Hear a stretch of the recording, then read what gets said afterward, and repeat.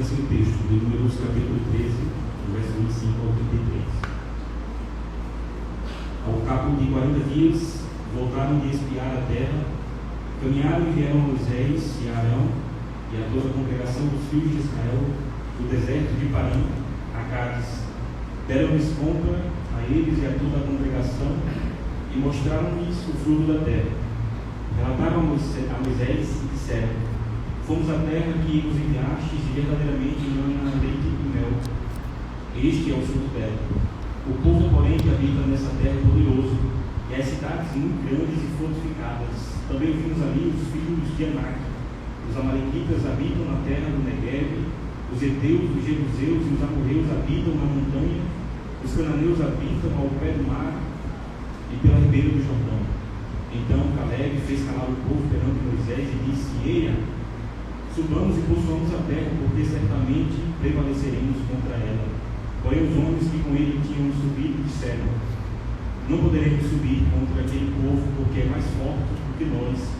E diante dos filhos de Israel informaram a terra que haviam espiado, dizendo: a terra pelo meio do qual passamos a espiar é terra que devora os seus moradores, e todo o povo que vimos nela são homens de grande estatura. Também vimos ali gigantes, os filhos de Anak são descendentes de gigantes, e éramos aos nossos próprios olhos como gafanhotos, e assim também éramos aos seus olhos. Senhor Deus, que possamos meditar na tua palavra, história com fidelidade, Pai, que eu possa falar no nosso coração, em nome de Jesus.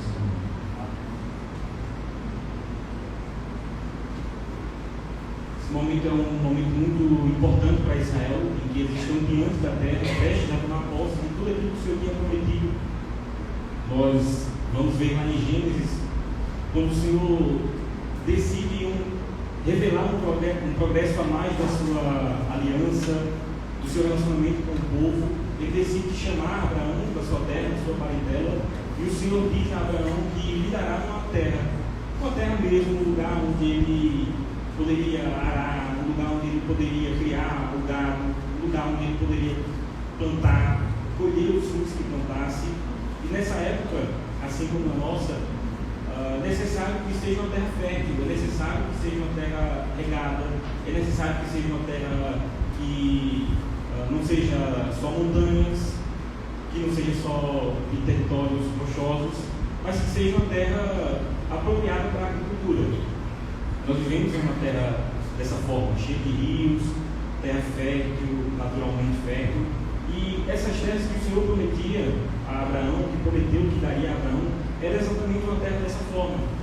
O Senhor fez a propaganda da terra, dizendo: é uma terra que mana leite e mel. Ou seja, é uma terra onde você planta, um dia descobridor do Brasil, uma terra que tudo dá. Uma terra onde você plantar, tudo dará.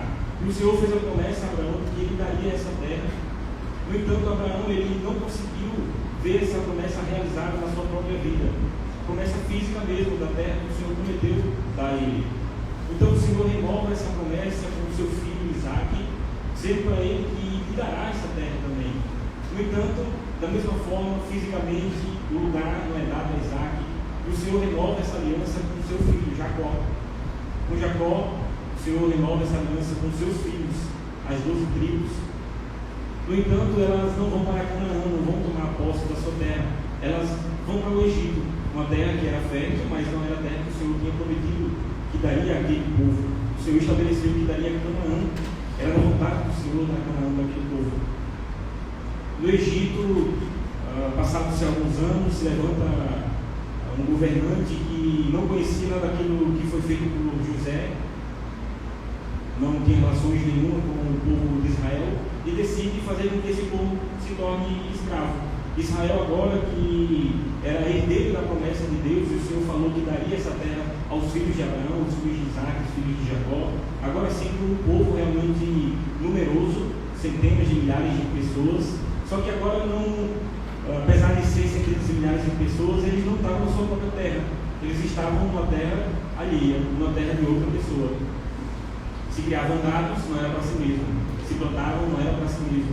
Então, mesmo que a terra fosse fértil, eles não usufruíam daquilo que eles estavam fazendo, não usufruíam do seu trabalho, mas todo o trabalho, todo o empenho, toda a expectativa de se empenhar ao máximo, fazendo o seu trabalho, fazendo as suas atividades, talvez não fosse tão vantajoso assim para eles, porque afinal quem colheria o fruto disso seriam os egípcios e não eles.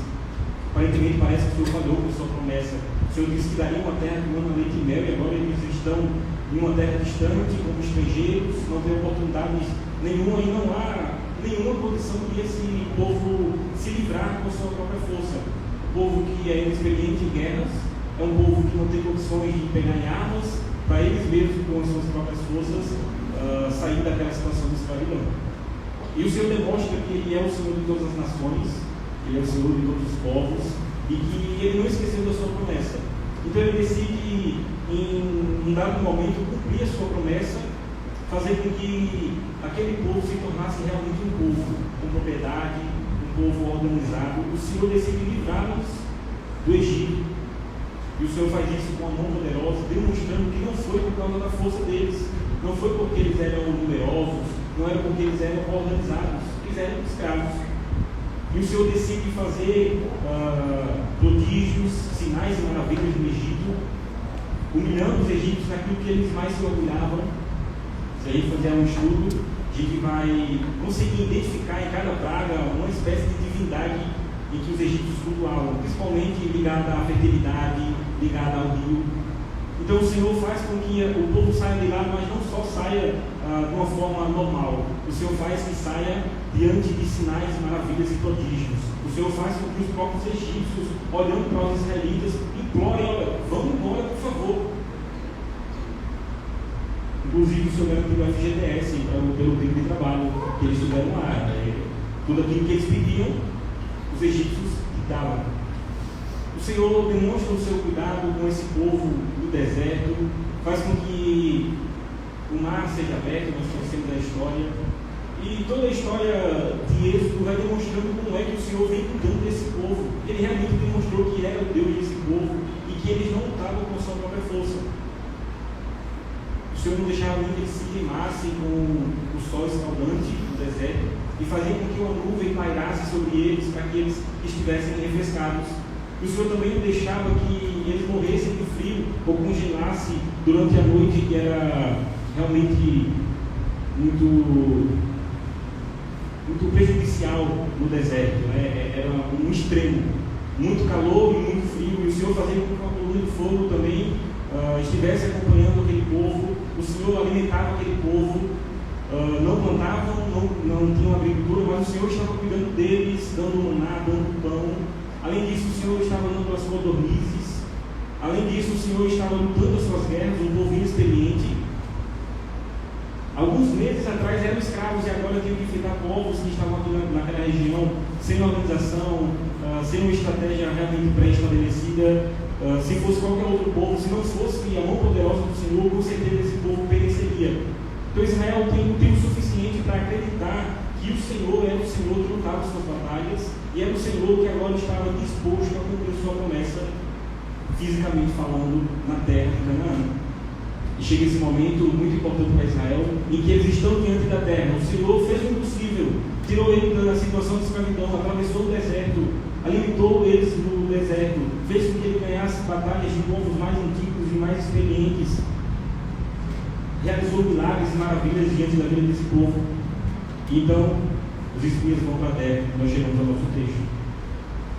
Ao cabo de 40 dias, eles voltaram de espiar a terra, caminharam e vieram a Moisés e a Arão e a toda a congregação dos filhos de Israel no deserto de Parã, a Cádiz. Deram-lhes conta a eles e a toda a congregação, e mostraram-nos o fruto da terra. Se a gente retornar para o verso 23, ele vai dizer que 2 homens carregavam um cacho de uva numa vara.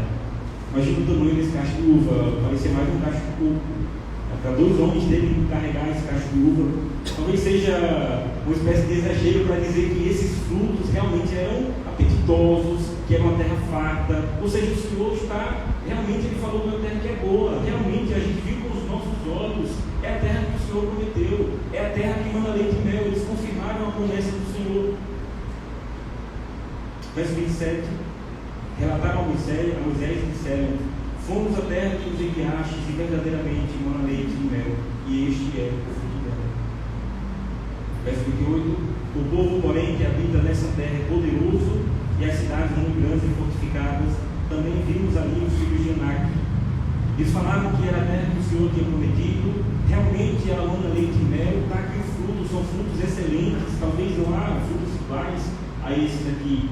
E aí no verso 28 ele tem mais, ele tem o porém. Como nós bem conhecemos o mais e o porém, às vezes anula tudo aquilo que foi falado anteriormente.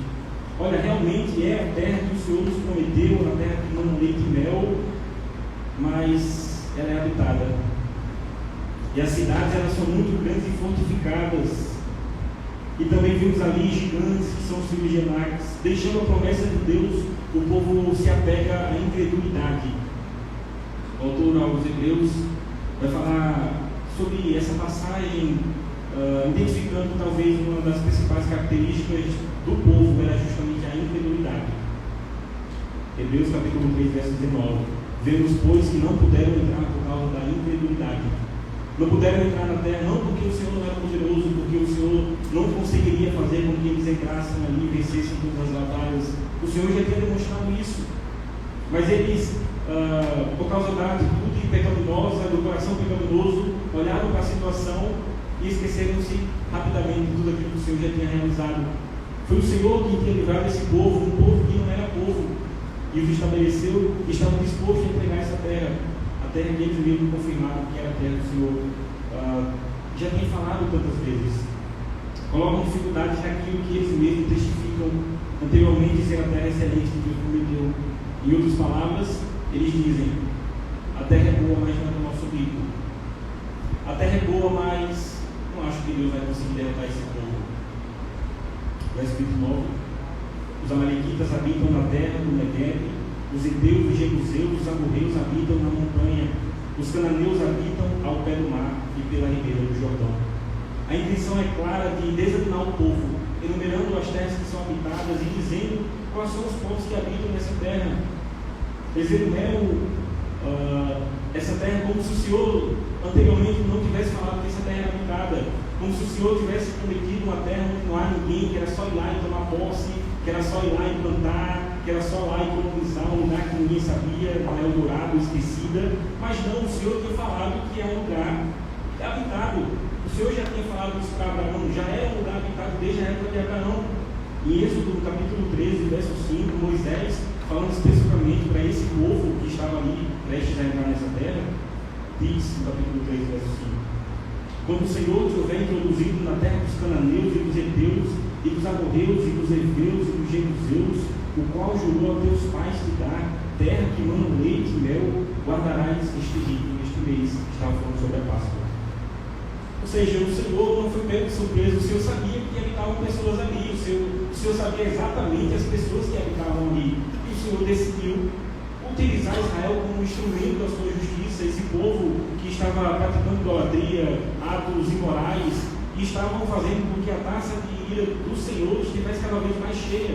E o Senhor decidiu utilizar Israel como instrumento dessa justiça para punir esse povo e ao mesmo tempo também para cumprir a sua promessa e querer dar essa terra ao seu povo, demonstrando que Ele é o Senhor das nações. Ele não é um Deus territorial, Ele não é o Deus de um clã, Ele não é só o Deus de Abraão, Ele é o Deus de todas as nações, e todos os outros deuses são ídolos, e é por isso que Ele pode chegar lá e Ele pode reivindicar a possessão dessa terra e dar a quem quiser.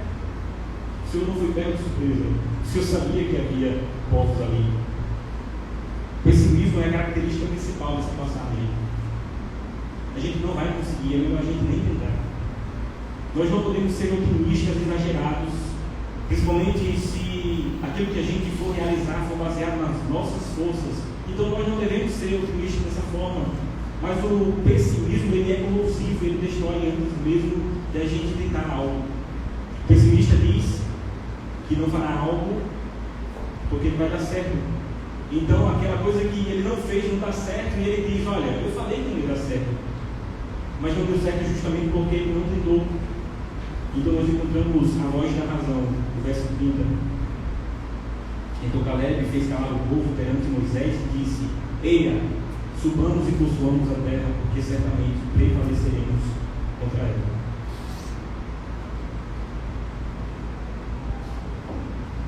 Caleb é a voz da razão.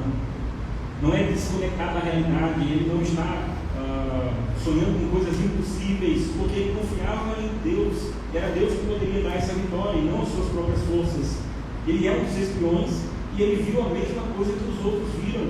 Ele não foi para um lugar diferente, ele não foi para uma terra diferente. Ele viu a mesma terra que esse povo estava vendo. Ele viu os frutos, ele viu as fortificações, ele viu o povo organizado na batalha, ele viu que tinha montanhas, ele viu que tinha fortificações difíceis de penetrar. Mas ele disse: olha, não, parem de falar isso, vamos lá, certamente a gente vai vencer essa batalha. A diferença com certeza está na pessoa e não na situação. A fé de Caleb é o diferencial. Não é uma fé em si mesmo, uma fé na sua própria força, mas em Deus, que já tem demonstrado incontestavelmente que ele lutava a batalha do seu povo.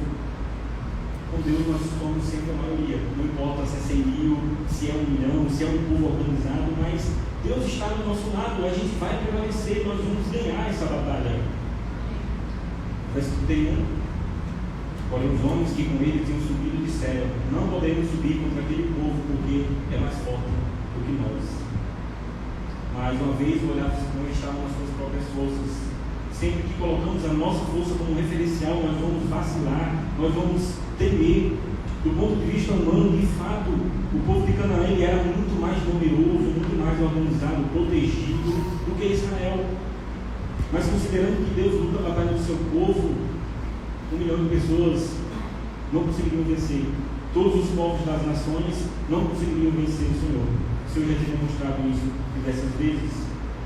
Verso 32: e diante dos filhos de Israel infamaram a terra, que haviam espiado, dizendo: a terra pelo meio da qual passamos a espiar é terra que devora os seus moradores, e todo o povo que vive nelas são homens de grande estatura. Começaram a difamar a terra, a falar mal da terra. A terra que o Senhor prometeu, a terra que manda leite e mel, que eles já tinham testificado anteriormente que é uma terra boa. Realmente, não é que o fruto dela são frutos majestosos, mas começaram a difamar a terra. Olha, a terra devora os seus moradores, como se fosse uma arapuca, como se fosse uma armadilha. Está lá bonito, é apetitoso aos olhos, mas quando a gente vai pegar, ela arma e nos prende e nos mata.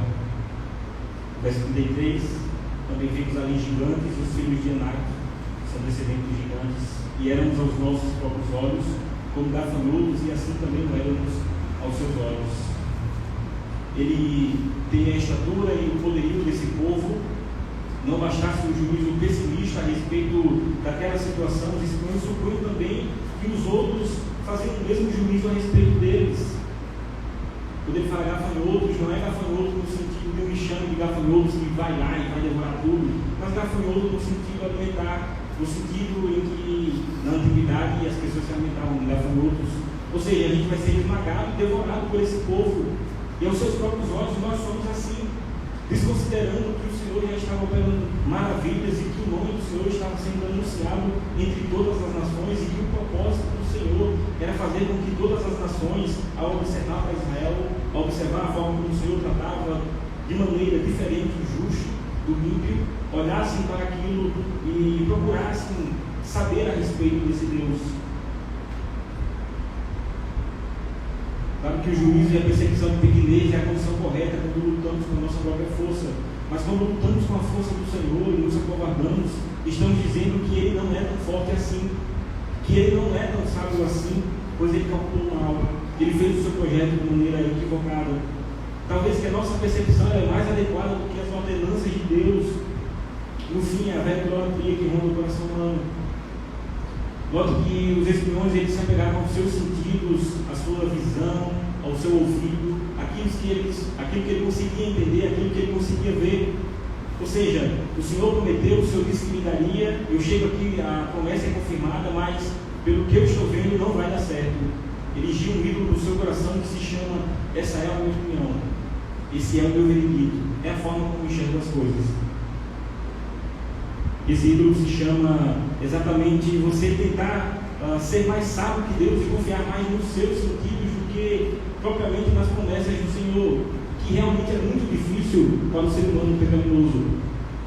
Imagine você olhar para uma coisa e não ver solução e ter que acreditar que o Senhor está no controle dessas coisas. tem que acreditar que isso é plano divino e que o Senhor realmente decretou que aquelas coisas acontecessem, mesmo as maiores dificuldades, mesmo aquilo que nós não entendemos, mesmo aquilo que não nos traz felicidade momentaneamente. Mas sabendo, e essa deveria ser a percepção correta, a atitude correta do nosso coração, diante de Deus deveríamos dizer: Senhor, eu não compreendo, está doendo, está machucando, mas eu sei que o Senhor tem melhor para mim, eu sei que o Senhor está no controle de todas as coisas e que no fim essas coisas redundarão e conduzirão para a minha salvação, conduzirão para que eu seja aperfeiçoado, transformado segundo o caráter de Cristo. O resultado foi o que geralmente acontece quando tem murmuradores nessa situação com Deus, na entrada de Canaã. Sempre se encontra o coro, sempre se encontra parceiros para a reclamação. Nós vemos no capítulo 14, um pouco mais à frente, no verso 1 e 2. Levantou-se, pois, toda a congregação e gritou em voz alta, e o povo chorou aquela noite. Todos os filhos de Israel murmuraram contra Moisés e contra Arão, e toda a congregação lhes disse: tomara tivéssemos morrido na terra do Egito, ou mesmo nesse deserto. A natureza caída sempre tende a incredulidade, e o povo preferiu o pessimismo e deixou de confiar em Deus. Parou de andar por fé e começou a querer andar por vistas, por aquilo que eles viam. Deixou o testemunho de dois homens, que era Caleb e Josué, que diziam: não, a gente vai conseguir, porque o Senhor luta as nossas batalhas. E passaram a confiar no testemunho ou na disposição, na incredulidade dos outros 10 que disseram: a gente não vai conseguir, não tem como, o povo é muito poderoso. E o que isso tem a ver conosco? O que tem a ver com a nossa vida? Paulo vai dizer que essas coisas são figuras do Evangelho, figuras daquilo que Cristo realizaria, Colossenses, no capítulo 2, no verso 17. Porque tudo isso tem sido sombra das coisas que haviam de vir, porém o poder de Cristo. Cristo, ele tem um reino, nós somos os seus ministros, somos seus arautos, somos os seus soldados. Ele deu ordem de anunciar o Evangelho, pegar com ousadia, viver para ele, morrer para o mundo. Fixar os nossos olhos nele, apesar de qualquer circunstância. Jesus nos promete uma vida que vale a pena, mesmo que humanamente falando vejamos dificuldades. O Senhor nos prometeu um reino, o Senhor nos prometeu uma herança, e todas essas coisas do Antigo Testamento apontavam para a maior herança de todas, que é a salvação, que é a eternidade, que é uma pátria celestial, uma pátria que o livro de Hebreus vai dizer que eles aguardavam com expectativa, que eles olhavam, e o Senhor os elevou. Tantos homens que morreram sem conseguir tomar posse dessa pátria fisicamente, no entanto, estão tomando agora posse dessa pátria em Cristo, na eternidade, assim como nós tomaremos também quando nos encontrarmos com Ele. Quando vivemos de modo digno de Cristo, apesar de qualquer situação adversa que possa resultar disso, estamos como Caleb, confiando nas promessas e vivendo por fé e não por vistas, vivendo pelo que o Senhor nos ordenou, não pela nossa opinião, e não pelos nossos achismos, e não pelo esse é o meu modo de ser, esse é o meu modo de pensar, e quem quiser ter que me aguentar dessa forma. Nós vivemos não como senhores do nosso destino, mas como servos de Cristo, sabendo que Ele é quem é o Senhor da nossa vida, o Senhor do nosso destino, é Ele quem nos comanda. Essas são as semelhanças que nós temos com essa passagem. Nós também almejamos uma pátria, nós também estamos na caminhada. O Senhor já tem feito tantas coisas na nossa vida, o Senhor já tem cumprido tantas promessas, que se a gente olhar para trás, olhar desde o início da nossa caminhada, a forma como o Senhor nos resgatou, impossível para a nossa condição. Nós éramos escravos, nós não tínhamos condições de conseguir a nossa liberdade, mas o Senhor nos resgatou através de Cristo, iluminou o nosso coração, abriu os nossos olhos para que a gente pudesse entender e entregar a nossa vida para Cristo. O Senhor tem feito tantas outras coisas além disso. O Senhor nos concede alimento, o Senhor nos concede ter uma família, o Senhor nos concede ter um trabalho, tantas coisas com misericórdia. Mas o Senhor está nos conduzindo para algo que está muito mais além, que é a pátria celestial. Essas são as semelhanças que nós temos com esse povo, prestes a entrar, prestes a tomar a possessão daquilo que o Senhor prometeu. No entanto, nós também já temos algumas diferenças. Essa herança ela não está mais na mão de inimigos hostis, ela não está na mão de inimigos mais fortes do que nós, ela não está na mão daquelas pessoas que podem tomar conta daquilo que era nosso. e a gente chegar diante dela e não conseguir aquilo que o Senhor nos prometeu. Na verdade, os nossos próprios inimigos somos nós mesmos. As nossas naturezas, minha natureza, sua natureza é pecaminosa. E ela é que deve ser derrotada dia após dia, uma luta constante, espírito contra a carne. E é com ela que nós devemos lutar, mas sabendo que o Senhor Jesus ele já conquistou tudo isso. O povo pereceu por não ter fé, por ser incrédulo, como o autor aos Hebreus falou, por causa da sua incredulidade, por isso que eles não puderam tomar a posse. Se nós formos incrédulos, se nós realmente não tivermos fé em Cristo, e não fé no sentido de só acreditar, que o diabo diz, que até o diabo não crê, mas nós devemos crer em Deus e estar ligado com Cristo em Deus. Devemos ter uma fé realmente salvadora para estarmos ligados em Cristo, e aí sim nós tomaremos posse dessa herança que Ele nos prometeu, que faz a separação entre a gente e essa posse. É a mesma coisa que nos faz separação entre Deus, que é justamente o nosso pecado. O Senhor prometeu nos dar essa herança e Ele já nos tem dado um gostinho daquilo que Ele vai realizar na eternidade. Nós já vivemos agora esse momento em que a gente já consegue enxergar esses frutos da eternidade, a gente já consegue enxergar esses cachos de uva, essa grande ceia, essa terra próspera. Nós já conseguimos enxergar daqui, mesmo que de longe, mesmo como Moisés que enxergava aquela terra de longe, no momento em que não pôde entrar. Nós enxergamos daqui também essa eternidade que o Senhor preparou para a gente, no momento em que nós estamos em comunhão com os irmãos, no momento em que nós fazemos as nossas devocionais, no momento em que nós sentimos Cristo sendo o Senhor da nossa vida. Mas o Senhor nos prometeu realmente uma herança, um lugar específico, que é o céu, que é a eternidade. E Ele com certeza cumprirá isso, independente da nossa força, independente se nós estamos trabalhando, independente se a gente é um exército organizado ou não, mas o Senhor nos dará isso em Cristo Jesus. Possamos olhar firmemente para o autor e consumador da nossa fé e não para as circunstâncias. Se olharmos para as circunstâncias, nós temeremos.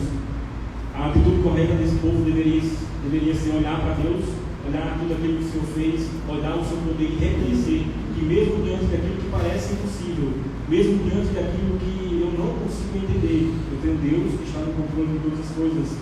E não só falando da vida material, porque o Senhor é poderoso o suficiente para nos dar sim coisas materiais. Por que não? Não é teologia da prosperidade. O Senhor é poderoso o suficiente, Ele é o Senhor, dono de todas as coisas. Ele é o Senhor das nações, é dono do ouro, é dono da prata. Mas o objetivo principal do Senhor é que a nossa alma, que o nosso espírito, a nossa vida se torne cada vez mais parecida com Cristo. Devemos agradecer ao Senhor a cada momento em que Ele nos corrige, a cada momento que o Senhor faz com que a gente crie esse caminho, buscando cada vez mais a perfeição de se parecer com Cristo. E aí nós vamos olhar para as circunstâncias adversas, não vamos entender o que é que aquilo vai influenciar na nossa salvação, o que é que aquilo vai influenciar. Dizer, Senhor, eu poderia ter aprendido muito bem na lição do Senhor sem ter passado por essa dificuldade. Se o Senhor fez com que a gente passasse, é porque a gente não aprenderia da forma como aprendemos por ter passado por aquilo. Mas nós devemos olhar firmemente para Cristo, apesar de qualquer adversidade. Que o Senhor possa aplicar essas verdades no nosso coração.